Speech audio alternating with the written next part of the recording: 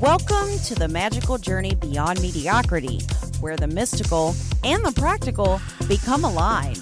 You're listening to Meant for More, the Seeker's Guide to Success, with your host, Seeker's Guide and Coach, Kristen Lloyd. Kristen guides you through mindset shifts to increase your consciousness and live your best life. So let's leave mediocrity behind and step into your magical, magnificent life with Kristen. Good morning, everyone, and welcome back to the Meant for More Seeker's Guide to Success show. I am your host and Seeker's Guide, Kristen Lloyd. I am so grateful once again that you've all tuned in for today's show, and I am so excited. This is episode 11 of the Meant for More show. Today, our special guest is Krisha Young. Krisha Young detests diets, an unapologetic food nerd. She turned her own life around by putting food before pharma and going with her gut, literally. Krisha created the Fuck Dieting program to reclaim, reframe, and tame the power of the plate. I love that name, by the way. Her world is an Insta smug-free zone. No kale was harmed in the writing of this bio, and I'm so pleased to welcome Krisha Young to the show. Woo! Hi, thank you for having me. I'm excited to be here. I'm so excited that you're here. I know so many people have been telling me, like, all right, let's talk about food. Let's talk about the D word. Mm-hmm. The D word. The D word. Dieting. And, food is something that is a really, it's important. We can't go without food. Yep. And so this is such an amazing topic because it applies to everyone. Mm-hmm. Mm-hmm. Absolutely. So I want to start off by asking you about your journey to Meant for More, because this is clearly more than just about food. It's a way of life. Yep. And I know you didn't start out in the world of nutrition, in the world of food. And so I would love to share with our guests more about you on the personal side and how you got to where you are. So please share your journey to more. Okay, wonderful.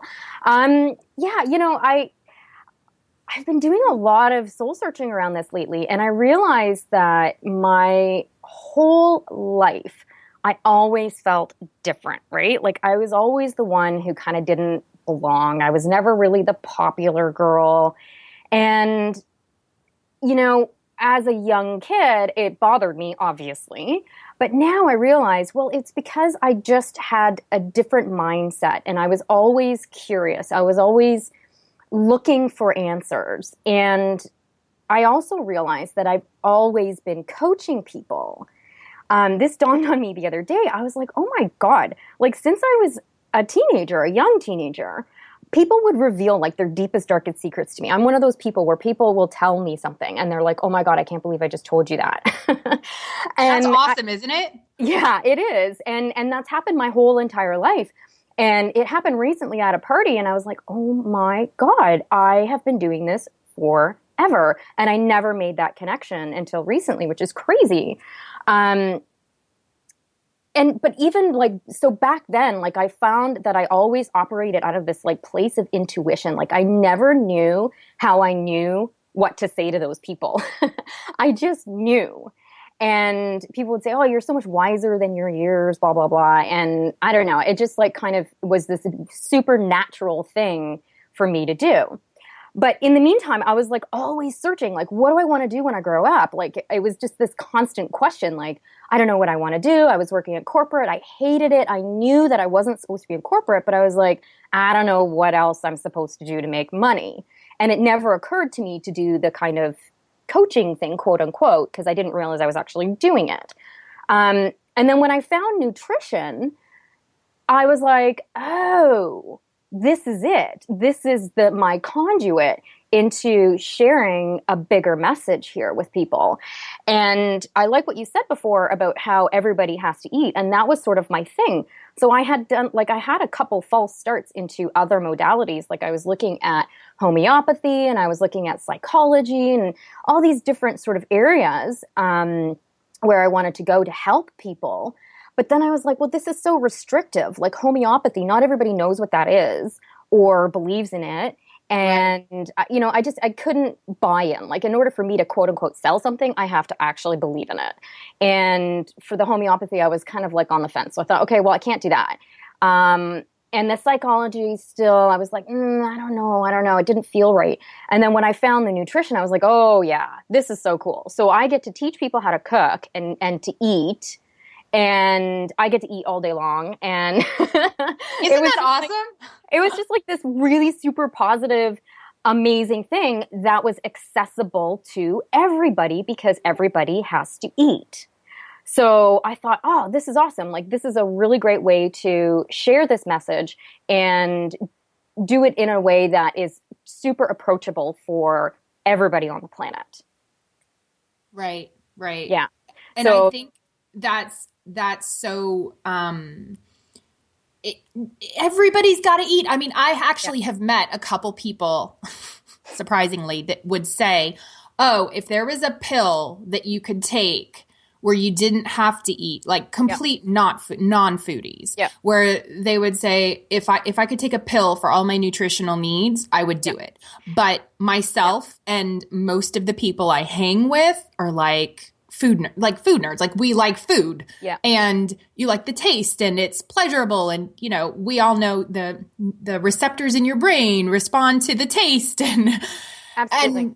And so eating for your health, in addition to it being a pleasurable experience, is like the catchphrase, or having your cake and eating it too. Yeah. How apropos. But, to your point there, I'm such an optimist because, even the people who I've talked to so many people and have clients who were like that, like, I hate food. I don't want to cook. And they're a different kind of challenge than somebody who, already is in the kitchen, already knows how to cook, but even the people, I have such hope and promise for even the people who just want to take a pill and, not go in their kitchen. And right. I think it's because there's a disconnect there between what food can do for them. And there's also this thought of like, it takes so long to create healthy meals, or it's so hard, or I have to plan, or it's overwhelming, right? There's all these challenges. And I love helping them sort of see, like, actually, it's so easy. It doesn't have to be complicated. And here, let's get you in your kitchen a little bit more and teach you how to do these things. And then the next thing you know, these clients go from like literally never stepping foot in their kitchen to being like master chefs in their own right. And it's a beautiful thing to witness once they kind of get over that hump of, and that disconnect of like what food actually means to them. Mm-hmm. So I hold hope for those people too. I hold space for those people. Exactly. Okay. So on your Meant for More journey, and as you were transitioning from corporate into your own business, what do you think really inspired you to take that leap, to say, okay, because you had just said that you were in corporate, you knew it wasn't for you, and then you found nutrition. So what for you clicked with, okay, this is it, this is where I'm going, I'm leaving this corporate job behind and really stepping out onto my own? What not just inspired you, but what gave you that oomph or that push to say, this is it? Well, I guess it started when I actually discovered holistic nutrition myself. And that was because I had my own weight loss journey that I was going through at the time. And, I was doing the diet programs. I was doing the pills. Like, I remember taking the pills and thinking, okay, well, it's time for me to lose these like 60 pounds. Right. And I had a personal trainer at the time, and she was also a holistic nutritionist. And then when I discovered that, I was like, okay, like I had said before, this is it. Like, this is what I was destined to do, because I'd already been sort of on a journey seeking for something else to get myself out of corporate. And then once I started to see the results of holistic nutrition and the things that I teach now, I was sold hook, line, and sinker. And I was like, I have to get this message out. I have to teach this to people. I can't watch people suffer with all of these diets anymore. I just can't. It makes me so upset when I see people who are trying these programs and then failing over and over and over again. And that happened to me too. It was like, it was this obsession with the scale. It was this obsession with fitting back into my skinny jeans. It was this obsession with like hating what I saw in the mirror. And I thought there has to be a better way than all of this. And and when I started to lose the weight and also started to get rid of all of my health problems, then I was like, oh, yeah, this is an even bigger message. It's not just about weight loss. It's about health. It's about preventing disease. It's about living into our 60s and 70s without needing to be on 50 different medications, And once all of that kind of clicked for me, working in a corporate job was like, this is just so, I don't know what the word would be. It didn't feel like it was enough. Like, it was like, I'm not serving people by working in a corporate job. I felt like my message was so much bigger and I needed to reach more and more and more people. I couldn't do it from sitting behind a desk all day long. I wasn't really truly living my purpose sitting behind a desk all day long. So it was a real kind of like, I have to do this. Like, I was born to do this. Right. At some point on this journey, that message came through to me, thankfully. And I was like, okay, now I'm on a mission. And despite like all the fears and despite all of the challenges and despite all of it, I was like, I have to keep doing this. I have to keep doing this. So it's really been a good motivator for me to keep going and building my business. But also like just inspiring people and helping them realize that there is a better way. Like, there is a different way. It doesn't have to be pick up this diet book, do it for 2 weeks and then lose the weight. And then, oh, there you go. You gain it all right back again because this wasn't a sustainable program. Right. Yeah. So on your own weight loss journey, because that's how this all started. Yeah. What was, I guess I'm asking, where did it click for you? And in terms of, you were on this weight loss journey and this nutrition journey. So, we all, you teach what you need to learn, right? Yeah. So yeah, that's true. You were on this journey, which literally inspired you to create this business, which is awesome and amazing. But what did you learn about yourself on that path and I think it relates to the food as well, that you said, oh my gosh, this is what I need to share with others. Your own weight loss journey was your inspiration.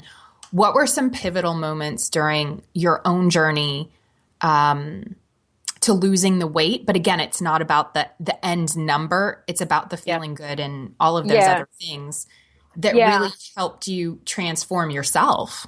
Yeah. I mean, yeah, absolutely. Like, it's been a whole mind, body, spirit journey for me, actually. So when I was losing the weight, I realized that I was also reversing health conditions that I'd had in my body for years. So I was one of these people who gained weight after kids. And it was sort of like a combination of getting pregnant and having an extremely stressful job and eating like really shitty food all the time or skipping meals all the time and having like a crappy kind of like stressed out lifestyle. And I'd kind of always had that sort of lifestyle, even though I was quote unquote thin. So, but I was really unhealthy. I had like migraines 2 times a month. I had like debilitating digestive pain. to the point where like literally I was missing meetings at work because I was doubled over in the toilet, like in pain. And all sorts of other things like joint pain. Like at 30, I couldn't even like walk upstairs. My knees were hurting so badly. I had like really bad brain fog. I couldn't concentrate. I couldn't focus. I was a mess, but I was skinny. And then I got fat. And then that was like such a huge wake up call for me because it was like, Krisha, if you don't start freaking paying attention to your body, like you're just going to continue going on this journey of like falling apart. And so I'm really grateful for having that weight gain because it helped me realize that it's not just about the weight loss, it's also about feeling good in my body. And now at 40 years old, I'm on 0 medications. I have no joint pain. I do not get migraines anymore. My digestive health is like as close to perfect as it possibly can be. I don't have the debilitating pain anymore for sure. And whereas before, like in my 20s and 30s, I was on all these medications and I was doing, like I was just living this really shitty lifestyle. And now with the foods that I eat, but it's also like the thoughts that I think, like I have a completely different mindset now. And that's been like a journey in itself. I'm way more connected to spirituality now than I was before. And so I'm so grateful for this experience because it's enabled me to myself evolve and become a better person, both physically and mentally. But also now I can teach these things to people. I'm one of these people who like, as soon as I learn something, I'm teaching it. Like the minute I learn something, even if I don't understand it yet, I'm like, oh my God, you have to understand and learn this thing that I just learned. That's awesome. Yeah. So I think I'm just like naturally a teacher at heart. But definitely it was that sort of like realization like, oh, wow. I got a hell of a lot more than just weight loss here. I got my health back. And now I'm heading into my 40s and I feel amazing. And I look amazing. And I'm not just saying that to be conceited, but my skin is glowing now. Whereas before, I was like using all these wrinkle creams and I was like obsessed with like all the wrinkles. I don't have any wrinkles now. That's like amazing. Crazy. I'm telling you, this shit works. I am like living, breathing proof of what I teach. And then my clients are too. Like watching their transformations as well is like amazing. Amazing. I love looking at their little faces on Skype when we have our sessions and seeing like their skin like just glowing. Change. It literally glowing. Yeah. Right. And isn't it funny? I love when you said, and I was skinny because there is this obsession. Yes. About being thin. Yes. Yeah. Obsession. It's a big disconnect. It's a big disconnect. If you're thin, you're healthy. That's the assumption. Nope. And if you're overweight or you're unhealthy. You're unhealthy. Yeah. No. It's not the truth. Yeah. No, I totally agree. And that brings it back to being happy in the moment and not going into the diet mentality. Mm-hmm. Of like, oh, I'll be happy when I lose 20 pounds. Mm-hmm. Yeah. So, okay, I'm going to talk about diets. Why do you think, because we had talked before the show about diets being, I'm going on a 4-letter word. A 4-letter word. Yeah. And then having a diet, which is a way of life. A way of life. Yeah. Why do you think people have such a hard time staying on diets? Oh, yeah. I got a big list here because they're full of deprivation. It's it's all about taking stuff out. Sacrificing for that bikini body. It's too restrictive. Okay. Again, it's like, oh, you can't have carbs. You have to eat chickens that have learned how to tightrope. You know what I mean? Like it's ridiculous. That's hilarious. It's not fun at all. Like seriously, I say, who the fuck I'm going to eat cardboard this whole week. Yeah, yay, good for you. But I say, who the fuck wants to die every time they eat? Right? Like nobody wants to die every time they eat. And that's what it is. Like you're fucking dying every time you go on a diet. Right. It's not designed for long-term or sustainability. It doesn't take into account the nuances of your life. right? Like Right. there are 7 billion people on this planet, which means that there are 7 billion different quote unquote diets. There's 7 different protocols. There's 7 billion different ways of eating and lifestyle and physiology and biology and all of it. Like even as a professional, like I have dieting books as part of my research, right? I've looked at them. I'm like, what are my people reading? And I'm like, no fucking way. I put it away because I'm like, this is so overwhelming and I understand this. Right. So for somebody who like, you know, is really like hoping and wishing to have this change, like I love the fact that somebody's actually wanting to make a change, but I hate the industry for making it so incredibly overwhelming for people. I was at the bookstore the other day and I actually posted an image of pictures of this in my group. And I was like, I can't imagine why people are so confused. Every book had a different diet on it. Right. And there was a woman there and I'm watching her and I should have like talked to her.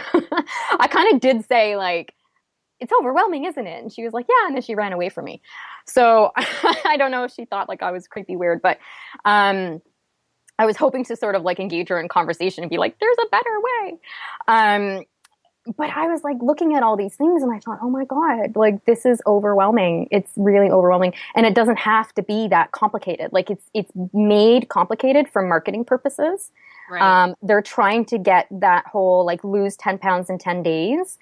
Because people want that now. Like people, it's the same thing as money, right? When you're trying to make money, you want to make money now. You want to make $10,000 a month right now. Yesterday. But you can't.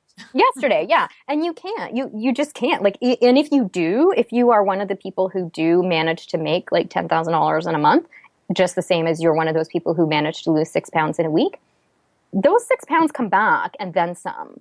Because you've not actually lost fat. You've lost water or you've lost muscle. You're forcing your body into doing something it's not naturally supposed to do. 1 to 2 pounds a week on an actual weight loss protocol is normal. 6 pounds a week is not. And it's the same thing with money. Like if you all of a sudden go from making $0 to $10,000, yay, good for you. But how do you sustain that? You got to build your way up to that. You know what I mean? Yeah. So I think that's like the main reason why people have such a hard time because like they're promised something. I promise you will lose 10 pounds in 10 days. Okay, awesome. So now I'm going to do this thing. And yes, I've lost the 10 pounds, but now what? Once they've stopped the quote unquote diet, which is too restrictive and not fun, and it's like, oh, I have a fucking party I want to go to on Saturday night. So screw it. The whole diet goes out the window and then they're off the wagon. And then they're like, well, I might as well just stay off the wagon because I can't do this. And then they start telling themselves, well, I can't do this. Like, I'm just not the type of person who can stay on a diet. I'm just not meant for health. And they start telling themselves this stuff. And it's like, oh my God, this is what the industry wants you to think because then you're reliant on going back and buying the next. Like maybe it's the paleo burn or maybe it's don't eat carbs for a month or whatever, right? Or it's some sort of program that has you counting points. And it's like, well, I can eat whatever the hell I want so long as it's within these points. And nobody anywhere is talking about how do you feel in your body, in the relationship between food and how you're feeling. And, you know, that's what I'm doing. That's my job. Right. Yeah. And I'm, go ahead. Sorry. No, I was just going to say the weight loss / diet / exercise industry is a multi-billion-dollar industry that really corners. I mean, every time you turn on, you know, the infomercials, they really focus on the 30-day, 60-day, 90 days. This is you, right? They focus it's the on promise of something better. And people think if they lose the weight, their life is going to be better.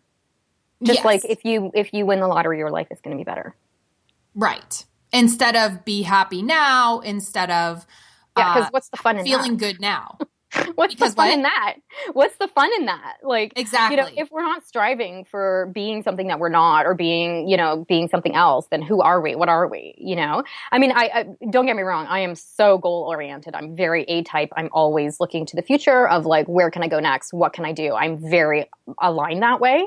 Right. But also there's a sense of like, okay, but appreciate where I am and accept where I am, because it's part of the journey. And Well, that's missing in this industry. yes. And that leads me to my next question about mindset shifts, because I think that to shift someone from losing 30 pounds in 90 days and that's going to change my life and I'm going to feel better and I'm going to feel awesome, what mindset shifts are needed to really get someone out of the mode of it's all about the weight? It's all, yeah. Well, I think like definitely realizing it's about the journey, not the destination. So Right. like that looking to lose 20 pounds means you're always looking at some distant point in the future, waiting for your life to get better, Because of the weight. because of the weight, right? So it's like, but Right. what happens for a lot of people is they lose the weight, but they don't feel better because they didn't do the necessary mindset work to help them feel happy despite the weight. So again, like that same thing, when people make money, they think $1 million is going to ease their pain, but once they have it, they're still miserable. So that's why, like, I do a lot of inner work with my clients. I don't just do the food, right? Like the food is Right. one element of it. Mindset is like 70% of the work that we do, and the food is maybe 30%, because it's usually not just about the food. You know what? I just realized as you were talking, because the dieting mindset is, okay, I've only got to do this for 30 days. I've only got to do this for 60 days. I've only got to do this until I lose the weight. So their mindset is limited Temporary. in focus. Yeah.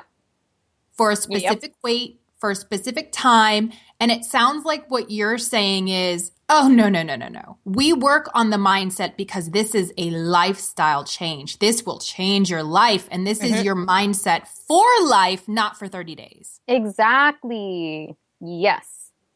Well said, sister. I love it. I love it. Yeah. And I mean, I think some other mindset things like, for people to take away, because I know some of this stuff is like really deep inner work and people are probably like, oh, well, how the fuck do I get started? So like, mindful eating is a really, really great way to start with some of this stuff, right? So like, and mindful eating, I'll explain what it is in a second, but it helps with digestion.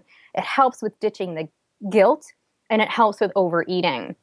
So what mindful eating looks like is literally sitting down to have your meal, having the food in front of you, whatever it is. Like when I start this with my clients, I don't give a shit what they're eating. They could be eating McDonald's. I don't care at that moment, because I want them to be present with their food. And it's this mindfulness and this presence that changes people's view on what they're eating and how they're feeling in their body, and connecting, making that connection between the food, their body, and their mind, right? So just simply like whatever your next meal is or snack or whatever, literally just sit down, and sitting triggers your digestive system to turn on. And why you care about your digestive system is because that is the factory that processes all of the food. We need our digestive system to break down our food so that it can be broken down into its smallest parts, so that it can get into our cells to do what we need it to do, right? To grow muscle, to think properly, to whatever. So when you're sitting down, you're activating that process of your body. So check one for like actually giving signals to say, okay, let's like do good things for my body here. And then, it's really about, you don't have to do this all the time forever and ever, amen. But for the first few times, especially if you're one of these people who, eats as you're running out the door, or like eats really, really, really fast and doesn't even like properly chew your food, or just like has something to eat, doesn't even realize what you've just eaten, right? It's like that highway hypnosis, right? Like, when you go from point A to point B in the car and you have no idea how you got there, but you got there alive somehow. Well, it's the same thing with food, right? So again, sitting down and then having the food in front of you, and really, like, if you need to, like, this is where a connection I made myself growing up in a Catholic family, was with my grandparents at least anyway, before every meal we said a prayer. And I thought, well, what a beautiful thing to kind of bring back, like, why don't we say a prayer? And it doesn't have to be a all Jesus kind of prayer, but just like, thank you so much for this abundance of food in front of me. Like, I appreciate that I actually went in my kitchen and made it, or somebody else made this for me, or whatever. That this tree grew this apple, or some cheesy shit like that. But just like really appreciating what it is, and then taking those first few bites and chewing and being like super conscious of the act of chewing and then swallowing the food, and there you go. So that's kind of like mindful eating in a nutshell. And that will help with, like I said, the digestion. It helps with ditching the guilt, because then you're not feeling guilty about what you're eating because you're being completely mindful about it. And it also helps with overeating, because then you're like, oh, actually, I didn't need to have 17 pancakes. I was actually full after 4. And a lot of people have that disconnect. Right. Because they're so busy shoveling. Yes, exactly. Exactly. Right. So hopefully that's something that people can take away, at least from this call. That's like a little bit more tangible than the whole work of like, the inner work that's deeper and longer term. You know what it just popped into my mind is, I don't want to say Western, but like in North America, at least, we're very fast paced, and, we eat and we go and we eat in the car and we eat over the sink and we're standing up. And one of the things that I just, like flashed over my head is like people in Spain or people in Italy or people in France, like they sit down and they eat hearty foods. They're not just, eating spinach and kale, which I have nothing against spinach and kale, but what I'm saying is no, they're eating butter. They're eating butter. They're eating cream. Cheese. Yes. They're eating carbs. Shh, don't tell anybody. Oh my God, not a carb. Oh my God. Right? Yeah. Because carbs. Huge mindset shift is ditching that guilt around food and live deliciously instead. And that's why I'm all about this delicious life. And look at the Italians, look at the French. They love food, and they're generally pretty healthy as a result. The unhealthiness that's coming into the rest of the world now is because there's so many freaking McDonald's and Burger Kings and KFCs and all that shit, right? So this happened in I think it was Brazil. And Timmy's. And Timmy's. You're in Canada. God. Yes. But I think it was in Brazil. I'm pretty sure it was Brazil. So they had a huge epidemic of obesity happening because all of the younger people were like, I'm not eating like that empanada or whatever they eat in Brazil. Because that's like my mom and dad's food. Like that shit's like, not cool. It's too healthy for me. I'm going to hang out with my friends and go to McDonald's. Well, now there's this obesity epidemic. So the really, really freaking cool thing is that their quote unquote food guide, like in the way that we have that food pyramid, that is such bullshit and is just so wrong on so many levels. Oh my God, it's literally like they've gone into a holistic nutritionist's brain and poured out all of the amazing information that we share with our people in terms of sitting down with your family and eating. That's one of the guidelines. This is a government guideline. Shopping in stores that sell mostly produce. Wow. Shopping on the external aisles, right? Like not going down the internal aisles, because you don't need any of that crap. Just maybe a can of beans. And cooking more at home. Right? So they're really, like, I love that the government there is really pushing that mandate on their people, because it's really helping them, again, make that connection between food and love and family, and it not being like a bad thing anymore, but also getting them further and further away from the junk type foods that really, they just don't serve us, It's okay once in a while, but when that's your day-to-day diet, like that needs to change, right? So I love that. I love that. I love that you brought up the Italians and and the French and that. And it just reminded me of the Brazilian thing. So yeah, it's really cool. So here's another, merging, I think, two kind of questions together. What types of sabotage behaviors do you witness? Because I'm sure you do, because in coaching, somebody starts out with the best of intentions and they're like, yes, I'm all in, I'm on board. And then they're like, oh, fuck. Like it just happens, right? Yeah, it does. And people expect that, they do get results. However, there is this period of brick wall. Okay, work on things, brick wall, work on things. And then they get past those things. What sabotage behaviors do you witness most in your clients? Yeah. Well, it's usually that all or nothing mentality, right? So like, I'm going to go all out. I'm changing everything. On Monday, I'm going to no longer eat carbs. I'm going to work out for 5 hours a week. I'm going to meditate for an hour a day. Like just like these huge, massive lists of expectations. We're going to do this. And then real life sneaks in. And then I said before, it was like, well, okay, I'm not doing this, so I might as well not do this anymore. Right? So it's like, well, it's all or nothing. I'm either all in or I'm not doing it at all. The doing too much too soon as well, like that ties in with that, right? So like taking on way too much. And that's what a lot of these diet books are. That's like, for me, when I see those, I'm like, holy shit, this is overwhelming. Why don't you just start with one thing? But they have you like literally overhauling, which seems kind of fun. And it's like when you're in that mode of like, yeah, I'm ready to do this. Let's do it. And I know, like I said before, I'm an A type. I've been there. I've done that. But it's not a sustainable way of doing it, upper limits, like so that block that you were talking about. Like upper limits will sneak in, and if somebody's not self-aware, those limits will take you out, know?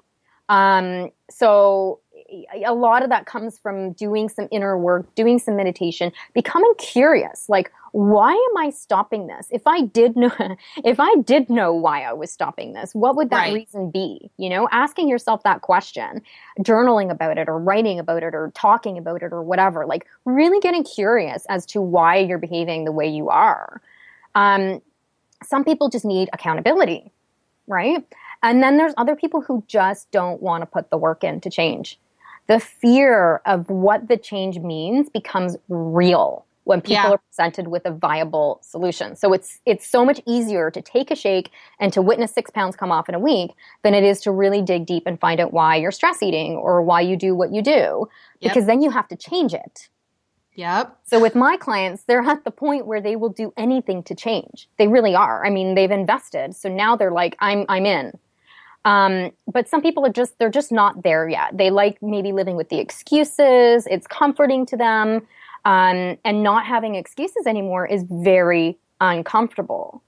But what I've discovered over the last couple of years, living in constant discomfort, is where you will get the biggest change. Right. So I've gone on this journey myself, right? Like starting off being like, no, resisting, to finally giving in and saying, well, I don't want to fucking live my life like this anymore. I can't live my life like this anymore. And doing what it takes. And when those blocks come up, getting curious, asking why, reaching out for help. Okay, like this has come up. Why is this coming up? What can I do to get over this? And getting over it. Sitting in the fear maybe for a couple of days, but then getting over it. That's the key, is like not living in that fear and letting it sabotage you so that you don't move forward. But you have to be ready. You have to be like, okay, I'm all in. Right. So I think you might have already answered this, but like, how do you help your clients obtain the mindset shifts needed? Like, because for everybody it's different. So, and it sounds like even though it's about the food, it's so not about the food. It's not about the food. It's not. So for me personally, like with my clients, this mostly boils down to intuition for me. So I mentioned this at the very beginning. Right. So every client is unique and has a unique set of circumstances that have brought them to where they are today, right? So through intuition or whatever you want to call it, those same messages that I got as a kid come through me now. And I just know what that person needs at that moment. And this became clear to me when I was in school and I was doing case studies. So in order to graduate, I had to have like 15 clients and work up like an entire protocol for them. In addition to the exam we had to do and so on and so forth. And as I was working on these people, I was getting these hits and I had no idea that this is what was happening. I was unconsciously, what is that expression? Unconscious competent or whatever. I had no idea. I didn't know anything about all of this, like, stuff. But I was getting these hits on these people. And so when I was presenting their protocols to them, I was like spot on. And now I use that as a tool to help my clients because I can hone it. I can call it in now and I understand what it is. But it's also like I challenge them on their excuses, on their limiting beliefs. I have them do that thought work. It's not like we were just saying, it's not just about the food. And I think the neat thing about all of this is like, once you realize how you do one thing is how you do everything, right? Yep.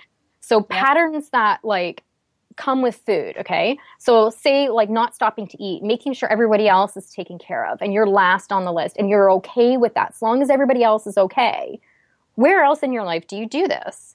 Wow. So I literally just did this with my client. That's awesome. Yeah, so we uncovered that she puts herself last when she's stressed because she's trying to keep the peace. So that's what happened. She was in a stressful situation. She was traveling. She's like, I didn't eat and I know I should be eating. I don't know why I'm not eating.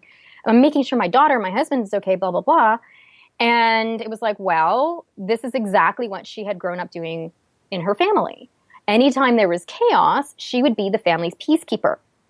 So that pattern was repeating and coming out in her food and other areas of her adult life. And this was a huge revelation for her. And it helped shift her mindset from, why don't I prioritize myself, to, this is like an old childhood condition that no longer needs to play out in my adult life. Yes. So so it's very customized with all of my clients, but it's definitely a lot of the mindset work and peeling back the layers and asking questions and being curious and challenging them on their excuses. People are totally. I don't want to hire her. She's scary. No, but she's going to make me think. No. She's going to make me think. She's going to make me work on myself. That may change my life. Oh God, that's scary. I know. I say I want that, but do I really? Yeah. So, this seems so cliche because we're going so deep on this call. We're going so deep, but I want to give our listeners some tools. What are some tips, 3 to 5 top tips that you would give individuals looking to lose the weight, change their diet in terms of, how they eat, not going on a diet, and getting healthy. And so it's generic. We have to be generic because we're not doing the one-on-one work on this call. Yep. What tips would you give folks? Yeah. Well, my business is all about also being generic because I have like a YouTube video, I have my Facebook group, I have my blog, I have all these resources for people from a generic point of view because I realize not everybody can or wants to do custom one-on-one coaching.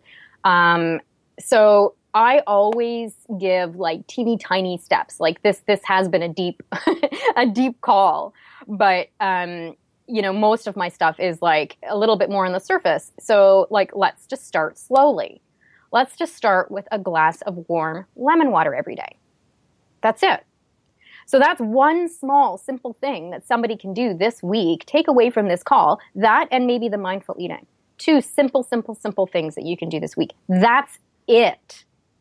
And then next week, we'll do something else. And then next week, we'll do something else. That's how I work. And I created, actually, if you go onto my website, you can download my 7 steps to look younger, live healthier, feel better. It's exactly this. So it's like, email 1, telling you to drink lemon water, how to do it, what the benefits are, et cetera, et cetera. Day 2, working on something else. Day 3, working on something else. So that everything is like super simple and implementable right? So that you don't feel like you're overwhelmed with too much information and you're failing. Because like, okay, so what? If you do lemon water for 3 out of 5 days, that's awesome. That's awesome. Right. You know, get back, do 4 days next week. Do 5 days the following week. You know, there's no guilt here. There's no on or off. And I think also ditching that diet mentality, which is like the counting calories, like getting the low calorie snacks or the low fat snacks, all of that kind of shit. Like throw all of that out and just really eat good food. So like instead of cutting out food, this is another thing I do with my clients. Instead of cutting things out, I don't do an elimination diet unless it's absolutely necessary with my clients, right? That's the therapeutic side. That's the science side. Right. But instead of cutting out a whole bunch of shit, we bring in good things, right? So like we bring in stuff like nuts, avocado, whole grain, smoothies, oatmeal, right? You get to keep all your favorite meals, but you just make them healthier, you know? So, and keeping in things like chocolate and wine, right? Because like, again, that's part of life. It's like, you know, what fun is it to go off your favorite foods, like wine, for example, for the sake of whatever. Like, that's why this is a lifestyle. It's not a diet, because if you like having a glass of wine a couple of times a week, why would you cut that out? Unless you absolutely had to for whatever, like I was saying, because the science or whatever, like unless there was a therapeutic reason to actually cut that out, why are you doing that for the sake of losing, a couple of pounds when it's actually something that you really enjoy? You know what I mean? It's part of your life. It's part of who you are. It's part of what makes you happy, you know? Yeah. So I think just ditching that guilt around food and your body. And like we were saying before about like looking at the Italians and the French, you know, like just bringing in love when it comes to all of this stuff and ditching that sort of like on, off. I say, fuck the wagon. There is no wagon. There's no wagon. Fuck the wagon. Right. Totally. And I think it also goes back to, and we didn't necessarily talk about this, but moderation. Like, okay, you can have chocolate every day, but you're not going to eat a truckload. Like, you can have a glass of wine or two every day, but not the whole bottle. And balance it out, right? Like, balance it out. Like, have a green smoothie and have your lemon water and make sure you're eating throughout the day. You're not skipping meals.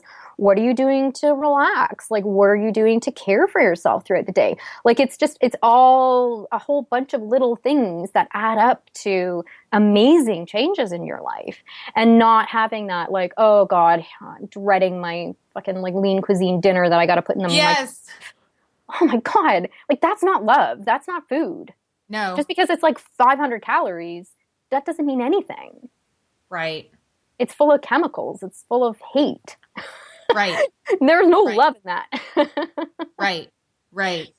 Over processed. So what are the top 5 to 10 foods that you would suggest that people integrate? Yeah. Okay, so definitely lemons, like lemon water. They're so good for you if you can have it. Like, there's some people who have citrus allergies, and if that's the case, then reach out to me and I can give you some alternatives. But it's very detoxifying, so good for your liver, so awesome for your skin, really great for your digestion. Like I mentioned earlier about the importance of digestion. So that's like a superfood in my opinion. Green shit, right? Like, not shit, but food. Like, sorry, like, I love green shit. I realized when I said green shit, I'm like, what? Okay, because I could literally be talking about shit. Like kale, spinach, broccoli, green beans, but like lettuce. Oh my God! But cook it in a way that you're gonna enjoy it. Don't force yourself to eat something if you don't like it cooked that way. I have to be honest here, and I know that you're I don't want to like interrupt, but I cannot stand kale. Okay. I cannot stand kale. Guess what? I take the kale fresh and I put it in my NutriBullet with some fruits. Yep.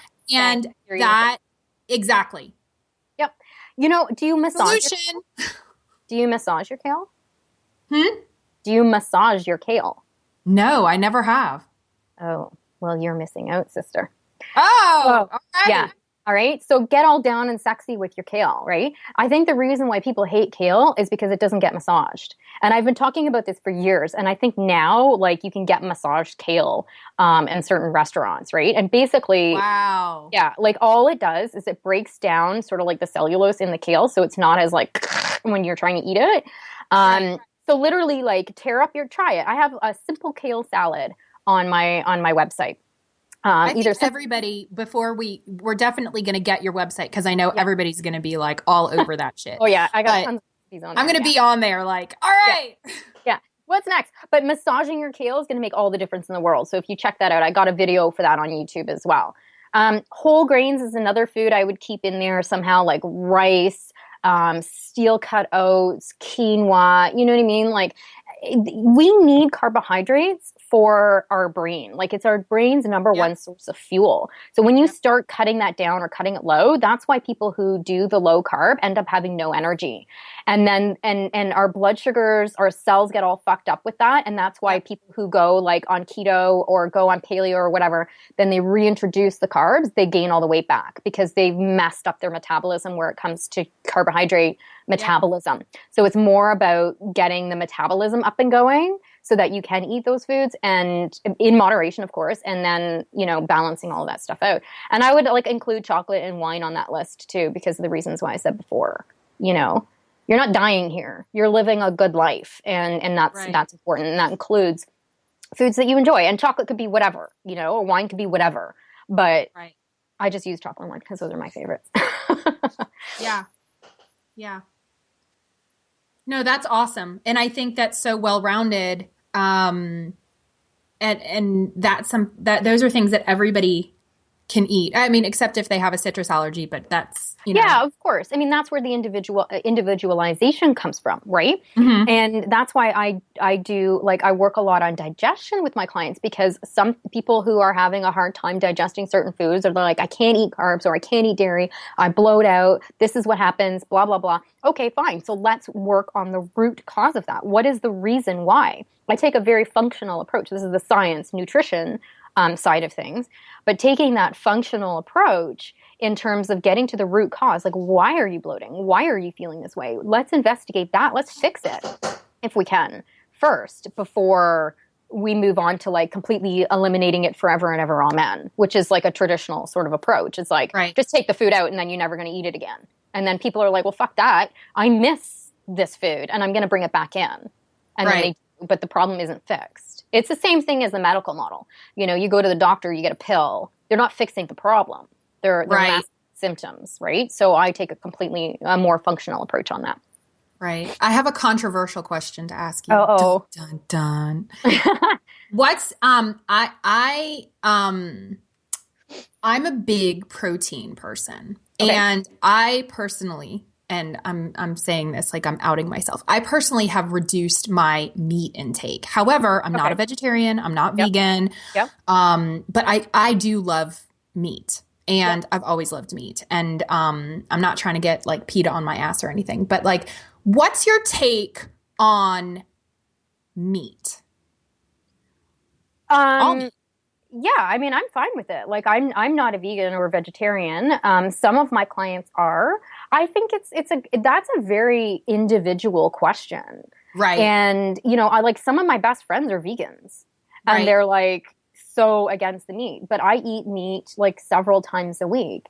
I think, like, from a science point of view, there are definitely benefits to having meat because of the type of protein it is, how our body can assimilate it, and versus like the plant protein. Now, you can still get protein from plant protein. The only thing is that you get all of the necessary, they're called essential amino acids. So there's 9 of them that we need in order to build muscle, to build neurotransmitters, which is like the serotonin, the dopamine, all that kind of crap. Enzymes, like we need all 9 of those enzymes, all 9 of those amino acids. Eggs will have it, meat will have it, right? So it's kind of like an easy source for us to get those nutrients, providing we're digesting it properly. So again, it goes back to the digestion, right? The plant-based stuff, there's not a lot of plant-based foods that have all 9. So you have to make sure that when you are vegan or vegetarian, you're getting a nice combination of stuff. Like soy would definitely have all 9. It does have all 9. Hemp has all 9. What else? Buckwheat, I believe, has all 9. Quinoa has all 9. So there are definitely plant sources of protein that you can, so that you're not missing out. But you have to eat a lot more of it, and you have to be really a lot more conscious of it. Whereas meat eaters, like just having a couple portions of meat throughout the day, you're good for your protein requirements. You know what I mean? So I think like it's an individual thing. If you want to be vegan for whatever reason, then that's power to you. Just make sure, my only concern is that you're getting enough, food-based cholesterol to help support your sex hormones. Right? And that you're getting enough protein to help support your muscle tissue growth and like a lot of people stop veganism because they feel sick.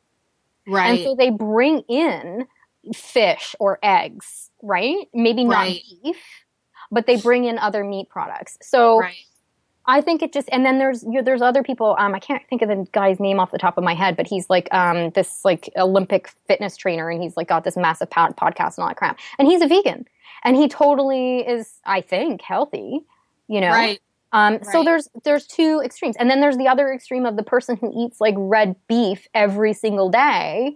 Maybe, it's too much. But yeah. Right? Like it's too much. So again, it's like that moderation thing that you mentioned before, right? Like everything in moderation. What are you balancing out your meat with? Like, are you having, like, meat can be acidic in the body. So are you having enough greens and vegetables and water and lemon water to alkalinize your body, yourself, right? To balance it. That's what that's all about. Yeah. Mm-hmm. Yeah. No, that's so, so important. And thank you for answering that. I actually cannot remember the last time I had beef, but I think that for me, it's something that's just a part of my diet. And I know my husband is a pescatarian. Like he only eats fish and I don't know, eggs, I guess he'll eat eggs, but, like, it's just interesting because I too have a lot of awesome vegan friends and, or vegetarian friends. And I think that, again, there are all of these different modalities, and I think it's so personalized. So, all right. All right. We're coming close to the end. I can't believe we're almost done here. What types of individuals work with you? I think you've already answered this. What types of issues do you work on with your clients? Yeah, I mostly work with entrepreneurs because I have a mostly online business. I mostly work with entrepreneurs, like busy, successful or going to be successful, want to be successful. They're like A-type go-getter, stressed out, or like it could be a mom or a dad who's like, whatever. They might not be an entrepreneur, but they're still an A-type successful type person. But they just like, they basically want more energy. They want to feel better in their bodies. They want to lose weight, but they know it's not all about the weight, right? So my client won't be the person who is reaching for the ISID whatever to take a pill 6 pounds in a week. Like, that's not my person. My person is that person like a year from now, right? Where they're like, holy shit, I'm so sick of all of these diets. I'm weighing like 30 pounds more now. Now I have, gallstones. I'm like, I have no energy, whatever. They're like at the point where they're just like seeking a different solution, and they realize that like the quick fixes are just not working anymore, and they don't want that anymore. And I work with both men and women. And the issues are, like I said, like weight loss, energy, digestion issues, stress management, adrenal issues, metabolism issues, sleep issues. A lot of my clients travel a lot. So for business or for pleasure. So I help them like strategize like when going away, and mindset, of course. Right. So, mindset is a huge part of it. Isn't our immune system largely in our gut? Yes, 70% of our immune system is in our gut. Yeah. Yes, ma'am. I was like, I wanted to say that a couple times, and I'm like, oh, you've got to add that because that's so important. Yeah, yeah. Yeah, I'm doing a webinar next week on gut health, and I'll be talking about stuff like that. But yeah, absolutely. It's all related.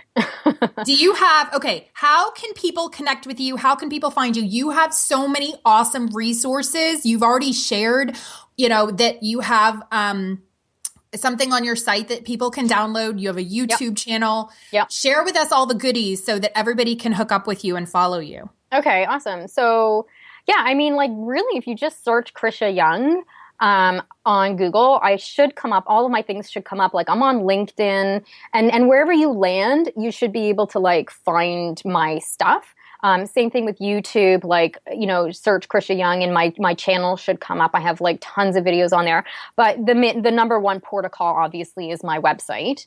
From there, you can download that guide I mentioned.